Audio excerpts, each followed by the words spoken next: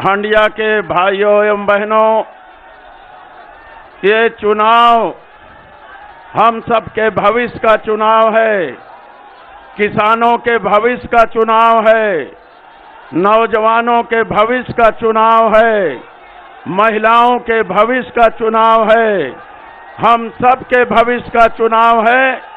इस चुनाव को जीतना बहुत जरूरी है। भारतीय जनता पार्टी जो जुमलेबाजों की पार्टी है, धोखेबाजों की पार्टी है, जिन्होंने झूठ बोल करके देश में 2 बार सरकार बना लिया, प्रदेश में सरकार बना लिया, लेकिन केवल नौजवानों को लाठी देने का काम किया, बेरोजगारी फैलाने का काम किया, महंगाई बढ़ाने का काम किया, छुट्टा जानवरों से खेतों को चरवाने का काम किया। इसलिए संकल्प लीजिए हंडिया के लोगों कि अब की बार सब लोगों को हाकिम लाल बिंद बन करके माननीय राष्ट्रीय अध्यक्ष जी के सम्मान को बढ़ाना है और साइकिल की बटन दबाकर भाई हाकिम लाल बिंद जी को जिताना है और माननीय अखिलेश यादव जी को मुख्यमंत्री बनाना है। बहुत बहुत धन्यवाद साथियों।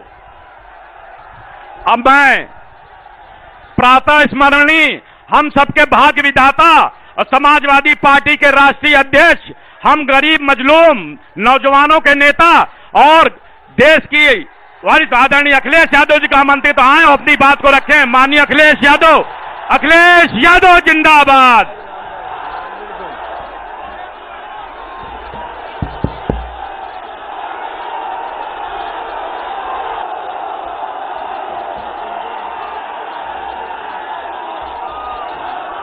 हमारे साथ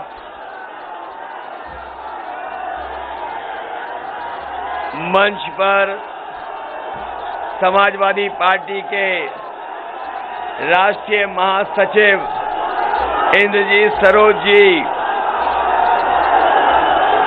समाजवादी पार्टी के जिलाध्यक्ष योगेश यादव जी, मंच पर उपस्थित विद्रोही धनपति राम मौर्य जी, मुश्ताक अहमद काजमी जी, राम मिलन यादव जी, निधि यादव, रमाकांत बंगाली विश्वकर्मा जी, सुरेश मौर्य जी, प्रकाश चंद्र त्रिपाठी जी, संजय मौर्य, कमलेश गुप्ता, मोहनलाल प्रजापति, रंजीत बिंद, मालती यादव और जिनकी अध्यक्षता में ये कार्यक्रम हो रहा है, हमारे अध्यक्ष आदरणीय खुर्शीद खान साहब, अतर यादव जी और बड़ी संख्या में हमारे सभी समाजवादी नेता जो मंच पर हैं। यहाँ पर इस सभा में उपस्थित हमारे आदरणीय बुजुर्ग, माताएं, बहनें, नौजवान साथी और पत्रकार बंधुओं, ये जोश देख करके लग रहा है कि इस बार यहाँ के लोगों ने चुनाव की हवा को समझ लिया है। चुनाव की हवा को यहाँ के लोग पहले ही समझ चुके हैं। इस बार डबल इंजन की सरकार की यहाँ की जनता झूठ की पटरी को उखाड़ फेंकने के लिए तैयार है।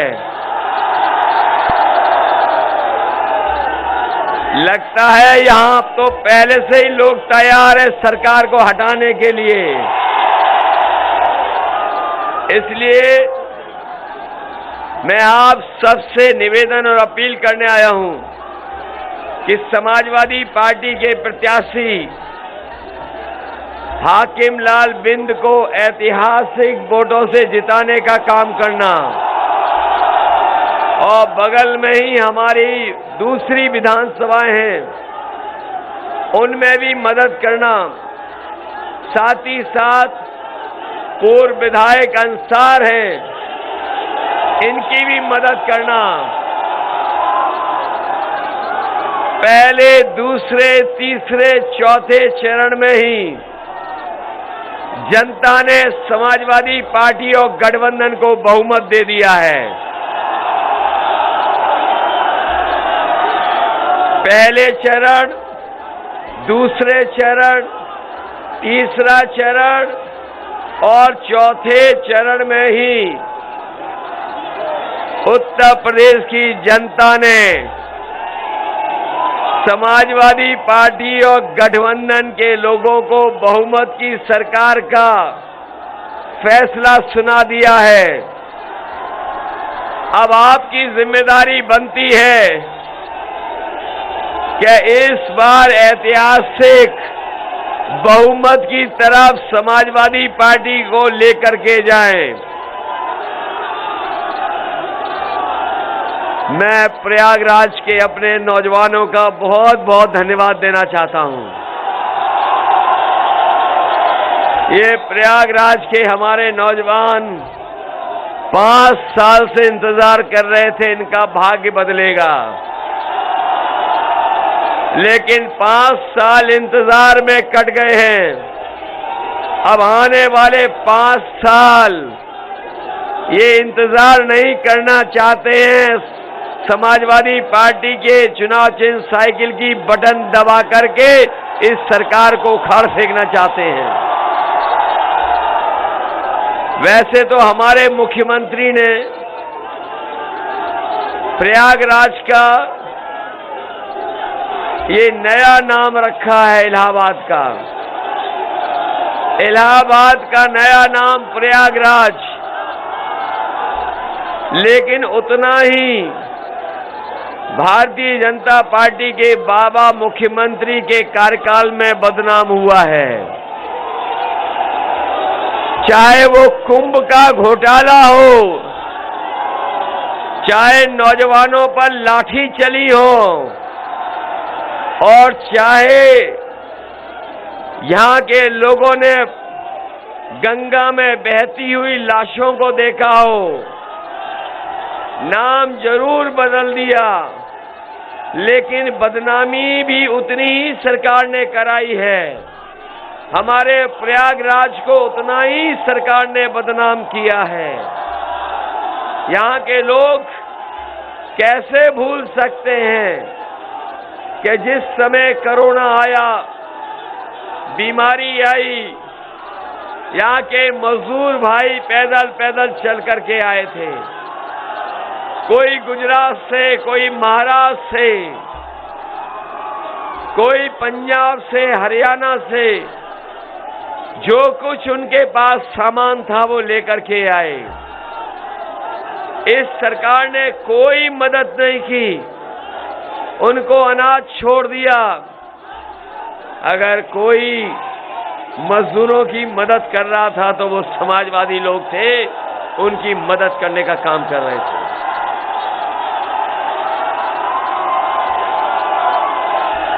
मदद समाजवादी लोग कर रहे थे। सरकार के लोग तो जनता को अनाज छोड़ करके चले गए। ये सरकार जो चल रही है, ये जो बाबा मुख्यमंत्री हैं, ये भूल गए कि अभी चुनाव तो 5वें चरण में प्रयागराज में जाना है। यहाँ के नौजवान इंतजार कर रहे हैं कि ये जो गर्मी निकाल रहे थे, जो गर्मी निकालने की बात कह रहे थे, इनकी इस बार इलाहाबाद प्रयागराज के नौजवान वोट डाल करके गर्मी निकालने का काम करेंगे। वैसे तो पहले ही ये ठंडे हो चुके हैं। जनता ने जब से वोट दिया इनके खिलाफ, ये बीजेपी के नेता और कार्यकर्ता ठंडे पड़ चुके हैं। मैं अपने नौजवानों से कहना चाहता हूं, ये वही नौजवान हैं जो अपने खेतों की भी रखवाली कर रहे हैं, और जब समय निकलता है इन्हें सुबह तो अपनी दौड़ लगा करके फौज की तैयारी भी करते थे। लेकिन नौजवान जानते हैं, ये गर्मी निकालने वाले ने, जो गर्मी निकालने वाले मुख्यमंत्री थे, उन्होंने पिछले 3 साल से फौज की नौकरी नहीं निकाली। 3 साल से वैकेंसी नहीं निकली। जो नौजवान सुबह दौड़ दौड़ करके तैयारी करते थे, उनकी उम्र बढ़ गई। उम्र की सीमा के बारे में भी नहीं सोच रहे हैं। जो लोग झूठ बोल रहे हैं, भर्ती के नाम पर उनके मुंह में ताले लगे हुए हैं। फौज की भर्ती के नाम पर न केवल उनके मुंह में ताले हैं, बल्कि भारतीय जनता पार्टी की सरकार के जो पदों पे मंत्री बैठे हैं, उन्होंने भी लोहे की चैन से लगा करके ताले लगाए हुए हैं। फौज की भर्ती नहीं हो रही है। न फौज के जो बड़े बड़े भर्ती के आयोजन होते थे, 3 साल से रुका पड़ा है। उम्र बढ़ गई है। समाजवादी सरकार आएगी तो हम अपने नौजवानों को भरोसा दिला के जा रहे हैं कि फौज की भर्ती के लिए उत्तर प्रदेश की सरकार को जो भी सहयोग करना पड़ेगा, हम अपने नौजवानों के लिए भर्ती खुलवाएंगे। न केवल भर्ती फौज में, बल्कि पुलिस में भी जितने भी पद खाली हैं, बड़े पैमाने पर भर्ती करके नौजवानों को वर्दी पहनाने का काम समाजवादी सरकार में होगा। ये नौजवान नौकरी करना चाहते हैं, वर्दी पहन करके देश की सेवा करना चाहते हैं। इस सरकार ने न नौकरी दी और न इन नौजवानों को भर्ती दी है, न वर्दी दी है। पिछले 3 साल से इंतजार, और 11 लाख पद खाली हैं उत्तर प्रदेश की सरकार में। वो भी पद अभी नहीं भरे गए हैं। बताओ, पद भरे गए हैं क्या? पद नहीं भरे गए, पद खाली हैं। समाजवादी पार्टी ने अपने मैनिफेस्टो में लिखा है, सरकार आएगी तो 11 लाख पदों को भर करके नौजवानों को नौकरी देने का काम समाजवादी सरकार में होगा। इधर मैं देख रहा हूं, नौजवानों के हाथ में बड़े स्मार्टफोन दिखाई दे रहे हैं। कहीं ऐसा तो नहीं है कि बाबा मुख्यमंत्री आए हो चुपचाप बांट के चले गए हो? क्या ये बाबा मुख्यमंत्री के दिए हुए स्मार्टफोन हैं? वो तो कह रहे थे कि 1 करोड़ स्मार्टफोन दिए हैं। न केवल स्मार्टफोन की बात कर रहे थे, वो तो लैपटॉप बांटने की भी बात कर रहे थे। लैपटॉप, बताओ, लैपटॉप मिला है किसी को? और बाबा मुख्यमंत्री देते भी क्यों आपको? वो तो खुद ही चलाना नहीं जानते। और इधर आपने उनकी एक तस्वीर देखी होगी सोशल मीडिया पर, वो खुद पश्चिम देख रहे हैं और जनता पूरब देख रही है। बताओ, तस्वीर देखी कि नहीं देखी? इससे पता लग रहा है कि वो स्मार्टफोन भी नहीं चला पाते हैं। और एक और उनके नेता हैं, जो बहुत बड़े नेता हैं, वो डोर टू डोर जब प्रचार कर रहे थे, उस समय थूक लगा करके पर्चा दे रहे थे। अभी उन्होंने जो लैपटॉप पे बयान दिया है, उस बयान को सुनकर के जनता लोटपोट हो रही है।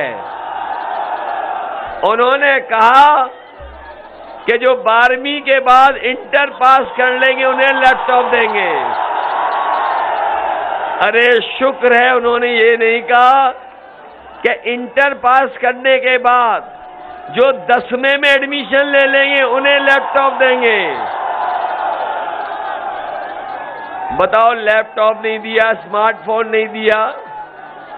और ये इसलिए नहीं दे रहे हैं क्योंकि न केवल ये चलाना नहीं जानते, बल्कि आज के समय पर जो टेक्नोलॉजी में बदलाव हुआ है उसके महत्व को भी नहीं समझते हैं। इनके नेताओं के आपने भाषण सुने होंगे, इनके नेताओं के भाषण सुने। इनके जो छोटे नेता हैं वो छोटा झूठ बोल रहे हैं, जो बड़े नेता हैं वो बड़ा झूठ बोल रहे हैं, और जो सबसे बड़े हैं वो सबसे बड़ा झूठ बोल रहे हैं। और आश्चर्य करने की बात तो ये है कि जो बीजेपी का बड़ा कार्यकर्ता है वो अपने से छोटे को झूठ बोल रहा है, जो छोटा नेता है वो अपने से छोटे नेता को झूठ बता रहा है, जो सबसे छोटा नेता है वो कार्यकर्ताओं को झूठ बता रहा है। बताओ, झूठ बोल रहे हैं कि नहीं बोल रहे हैं? ये मैं भाषण सुन रहा था उनके बड़े नेताओं के, उनके महंगाई पर कोई बात नहीं कह रहे, महंगाई पर उनके मुंह में ताले लग गए हैं। जो डीजल पेट्रोल महंगा है, जनता सवाल पूछ रही है तो वो दूर दूर से प्रचार कर रहे हैं, दूर दूर से। अब महंगाई को लेकर के जनता के पास नहीं जा रहे हैं। बताओ, महंगाई बढ़ गई कि नहीं बढ़ गई? पहले तो ये कहते थे कि हवाई चप्पल वाला हवाई जहाज में बैठेगा, ये कहा था कि नहीं कहा था? और जब से सरकार में आए हैं डीजल और पेट्रोल की कीमत बढ़ा दी इन्होंने। आज हमारे गरीबों की गाड़ी नहीं चल पा रही है, मोटरसाइकिल नहीं चल पा रही है। बताओ, महंगाई बढ़ा दी कि नहीं बढ़ा दी? जो हवाई चप्पल पहनने वालों को हवाई जहाज में बैठा रहे थे उन्होंने देश के सब हवाई जहाज बेच दिए।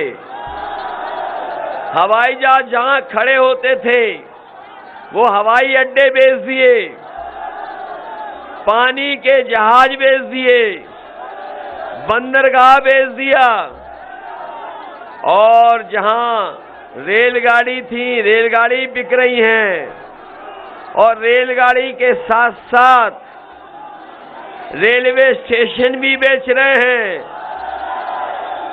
और वो इसलिए बेच रहे हैं, आपने वो पुरानी कहावत सुनी होगी, न रहेगा बांस न रहेगा बांस,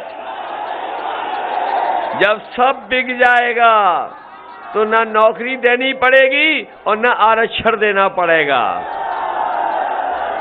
बताओ, इसीलिए बेच रहे हैं कि नहीं बेच रहे हैं कि नौकरी न देनी पड़ जाए, आरक्षण न देना पड़ जाए?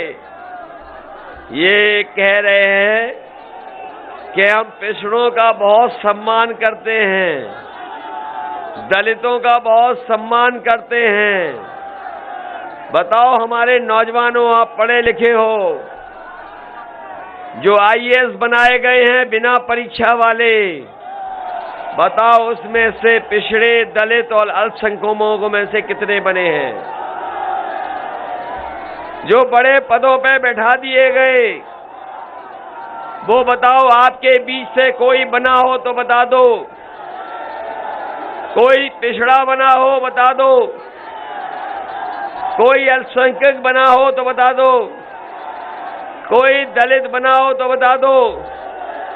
और बड़ी बड़ी यूनिवर्सिटियों में पता कर लेना आप, जो वाइस चांसलर बन रहे हैं वो भी आपके बीच में नहीं बन रहे हैं, आपके बीच के नहीं हैं वो लोग।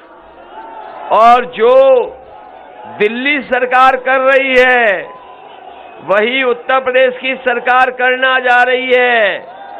बताओ, उत्तर प्रदेश की भी सरकार करेगी तो आपको परीक्षा और आपको जो आईएएस देखने का सपना, पीसीएस देखने का सपना भी ये भारतीय जनता पार्टी के लोग खत्म कर देंगे। ये बड़ा आरोप लगाते हैं, समाजवादियों पे बहुत आरोप लगाते हैं ये दिल्ली वाले बड़े बड़े नेता कि इनकी सरकार बनती है तो कुछ ही लोगों को फायदा होता है। हम समाजवादी पार्टी के लोग कह के जा रहे हैं, अभी हम प्रयागराज से आ रहे हैं, गंगा को और संगम को देखते आ रहे हैं। इन्होंने तो मां गंगा को साफ करने की बात कही थी, मां गंगा को नहीं साफ किया। आज भी मां गंगा वैसी है जैसी पहले थी। और बताओ, मां गंगा ने वो लाशें वापस कर दी थी कि नहीं कर दी थी? क्या वो बातें भूल जाओगे जहां हजारों लाशें बह रही थी मां गंगा में? मैं यहां प्रयागराज में आया हूं और प्रयागराज की पवित्र धरती है, ये आध्यात्म की धरती है। मैं आपको भरोसा दिलाता हूं कि समाजवादी सरकार जब बनेगी तो 3 महीने के अंदर जाति जनगणना कराने का काम भी समाजवादी लोग करेंगे। और इसलिए करेंगे कि हमारे और आपके बीच में कोई भेदभाव न हो। जातियों को गिन करके आबादी के हिसाब से उनको हक सम्मान मिल जाए, सबको स्थान मिले, सबको सम्मान मिले। यही समाजवादी लोग आने वाले समय में सरकार में करने जा रहे हैं। इधर मैं देख रहा हूं, बड़ा अच्छा नारा लगाया है, मठाधीश तुम मठ में जाओ, मठाधीश तुम मठ में जाओ। लगता है उन्होंने पहले ही लखनऊ से गोरखपुर की टिकट बुक कर ली हवाई जहाज की। इधर वो हमसे कहते हैं कि हम 12 बजे सो के उठते हैं। ये 12 बजे उठने की बात कही, तब से हमने भी उनके घर पर नजर रखना शुरू कर दिया है। उन्होंने कहा कि हम 12 बजे सो के उठ जाते हैं। पता नहीं बाबा मुख्यमंत्री कहां से देखते हैं ये सब चीजें। और जब से उन्होंने ये कहा तब से हमने भी उनके घर पर नजर रख दी है। और आजकल मैं देखता हूं कि शाम को मुख्यमंत्री आवास पर धुआं उड़ता नजर आता है। ये धुआं उड़ रहा है आजकल।